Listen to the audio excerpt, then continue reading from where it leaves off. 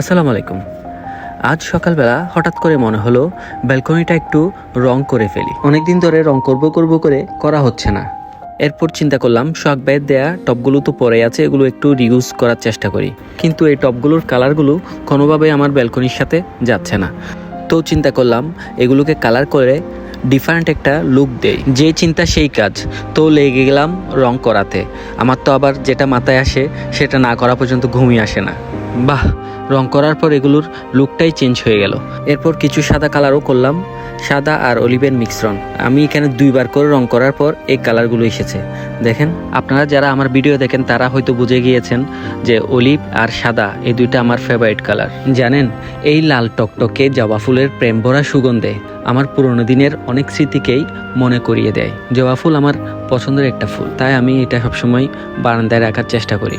যেদিন বারান্দায় এই জবা ফুল ফুটে সেদিন কেন জানি আমার মনটা অনেক ভালো থাকে।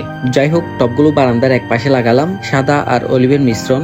আসলে অনেক ভালো লাগছে। আপনাদের কেমন লাগছে আমাকে অবশ্যই কমেন্টে জানাবেন। আমার বারান্দা এমনিতেই ছোট, তার মধ্যে নিচে বারান্দায় টব রাখলে বারান্দাটা অনেক ছোট মনে হয়, তাই সব টব এভাবে ঝুলিয়ে রাখার চিন্তা করলাম। ও হ্যাঁ, আপনাদের দেখিয়ে দিই, বীজ থেকে হওয়া গাঁদা ফুল গাছগুলোতে গাঁদা ফুল ফুটেছে।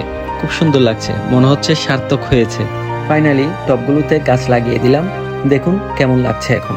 আসলে একটু স্মার্ট ওয়েতে বুদ্ধি খাটিয়ে নিজের ঘরের পড়ে থাকা ছোট ছোট অপ্রয়োজনীয় জিনিসকে কাজে লাগিয়ে নতুন নতুন ওয়েতে কিন্তু ব্যবহার করা যায়। আমার কাছে মনে হয় ঘর কিংবা বারান্দা এমনভাবে সাজানো উচিত যেন সব ক্লান্তিগুলো এই জায়গায় এসে এক নিমিষেই দূর হয়ে যায়। ফুল, ফুলের গাছ, টব এসব ঘরের সৌন্দর্য বর্ধন করে, ঘরকে জীবনের ছোঁয়া দেয়। আমার মনে হয় ঘরে ফুল, প্ল্যান্ট এসব রাখলে ঘরের সৌন্দর্য এমনিতেই বেড়ে যায়। দেখুন টবগুলো কেমন লুক ছিল আর কেমন লুক দিলাম।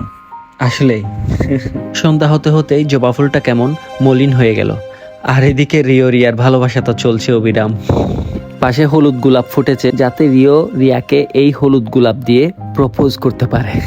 এদিকে রজনীগন্ধা গাছগুলোও বেশ বড় হয়েছে। এই ফুলের গাছটা শুধু বড় হতেই আছে, কিন্তু ফুল ধরার কোনো নামগন্ধই নেই। আর গাঁদা ফুল গাছগুলোতে বেশ কিছু কলি এসেছে। আর এদিকে রজনীগন্ধা বাগান বিলাস তো আছেই। ও হ্যাঁ, স্ট্রবেরি গাছে ফুল থেকে ফলে পরিণত হয়েছে। আর আমার সোয়াদ তো এই স্ট্রবেরি খাওয়ার জন্য বেকুল হয়ে বসে আছে। ও বলছে, বাবা আমি তোমার এই স্ট্রবেরি খাওয়ার জন্য পাখির মতো উড়ে চলে আসবো।